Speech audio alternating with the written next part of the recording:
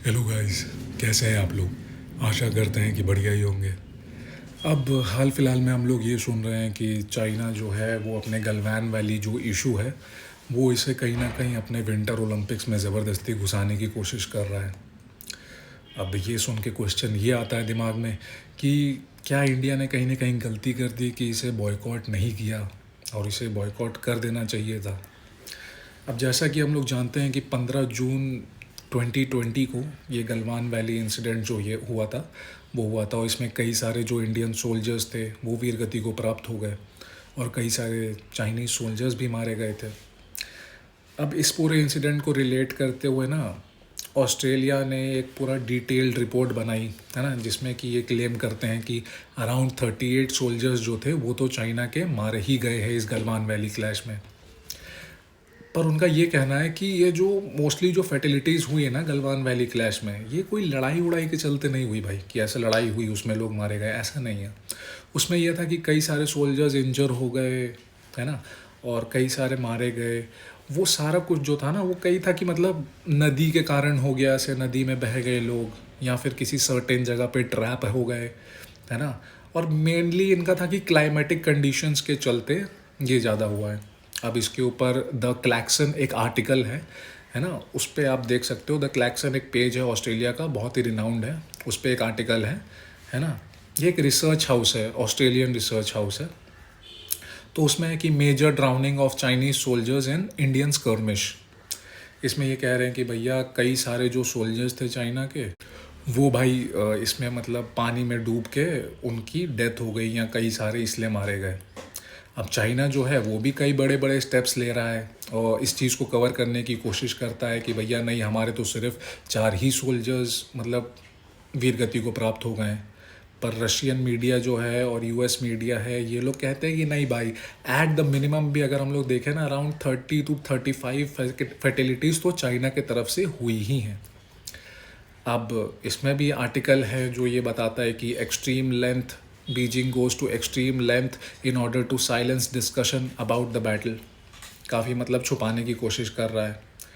और साथ ही साथ दिक्कत ये है ना कि सर्टेन इंडिविजुअल्स हैं जिनको कि इन्होंने प्रॉपरली मेंशन कर दिया है इस रिपोर्ट में, कि जैसे कर्नल कुई फबाओ थे, उनको मेंशन किया है ना, कि ये प्रेजेंट थे गलवान वैली इंसिडेंट में और इनको कई सारी चोटें आई थी है ना, बहुत मारा गया था, सर और फट गया था इनका, बहुत सारा खून बह रहा था।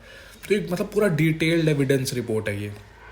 और चाइना ने पता अभी क्या किया है, चाइना ने ये किया है कि ये जो कुई फबाओ है ऑफिशियली इन्होंने इनको विंटर ओलंपिक्स का जो रिले का टॉर्च बेरर होता है ना वो बना दिया है। जबकि हमेशा से ये देखा गया कि भैया ओलंपिक गेम्स वगैरह में ये होता है ना कि मोस्टली इसके अंदर जियो पॉलिटिक्स या मिलिटराइजेशन नहीं किया जाता है, इसे गेम्स को गेम्स की तरह रखा जाता है ना, हमेशा दूर रखा जाता है इन सब चीज़ों से। पर बहुत ही मतलब चाइना ने कंट्रोवर्शियल स्टेप लिया है, ये कर्नल जो कुई फबाओ हैं इनको टॉर्च बियरर बना के गलवान वैली इंसिडेंट या क्लैश में वो प्रेजेंट थे और उनको टॉर्च बियरर बना के, ये एक काफ़ी कंट्रोवर्शियल स्टेप चाइना की तरफ से आया है।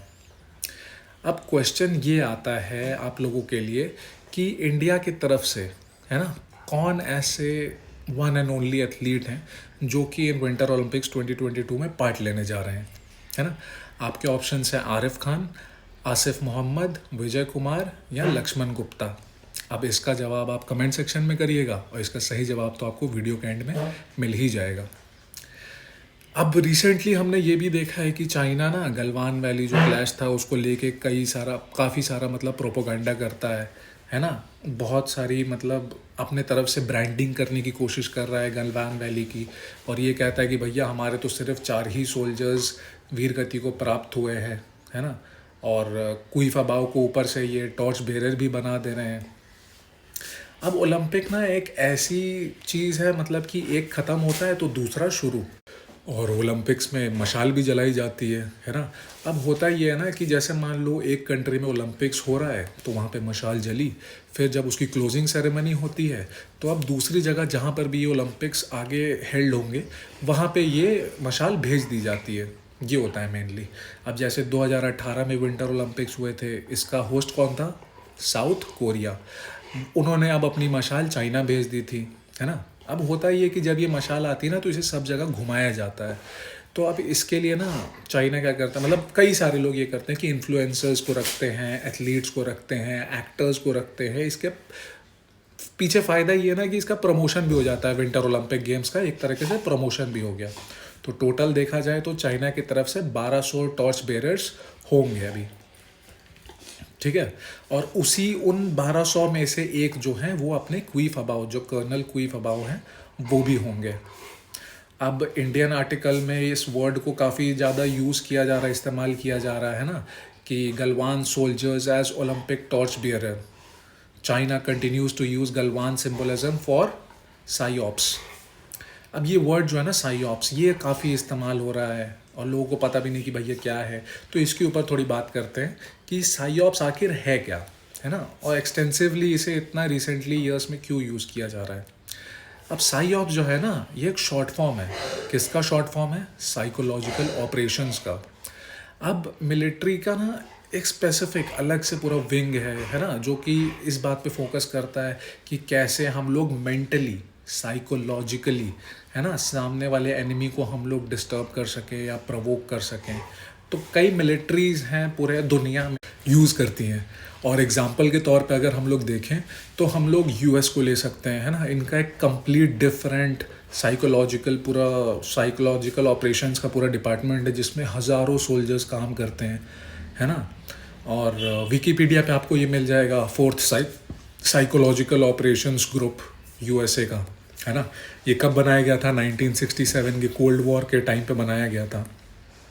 अब इसके कितने टाइप्स होते हैं यार, कैसे डिफ़ाइन करेंगे कि भैया हाँ ये साइकोलॉजिकल ऑपरेशंस का है, मतलब पूरा डिपार्टमेंट है जो इसे हैंडल करता है। अब किसी भी चीज़ जिससे आप सोल्जर्स का काम या फिर कहे जो भी वो करना चाह रहे हैं उसे आप डिस्टर्ब कर दो या उकसाना, ये सारा एक पार्ट होगा साइकोलॉजिकल ऑपरेशंस का। अब आपको याद होगा कि 2020 में न्यूज़ आ रही थी कि चाइना के जो सोल्जर्स हैं उन्होंने बॉर्डर पे लाउड स्पीकर्स लगा के एकदम पूरे मतलब पंजाबी गाने उन्हें बजा दिए। तो ये भी एक साइकोलॉजिकल ऑपरेशंस का एक पार्ट है। और अरुणाचल प्रदेश में आपने सुना होगा कि उन्होंने उसके कई सारे इंपॉर्टेंट लोकेशंस को रीनेम कर दिया है, मैंडरिन में उनके नाम रख दिए हैं। और ये भी साइकोलॉजिकल ऑपरेशंस का पार्ट है चाइनीज़ की तरफ से, है ना। अब चाइना के पास भी सेम डिपार्टमेंट है पूरे साइकोलॉजिकल ऑपरेशंस को लेके, साइऑप्स को लेके, है ना। पूरे सोल्जर्स डेडिकेटेड हैं जो कि ये डिस्कस करते हैं, आइडियाज़ निकालते हैं कि भैया इंडियन मीडिया को या फिर इंडियन पब्लिक को कैसे प्रवोक करें, है ना, और साथ ही साथ अपना नैरेटिव कैसे स्ट्रॉन्ग करे।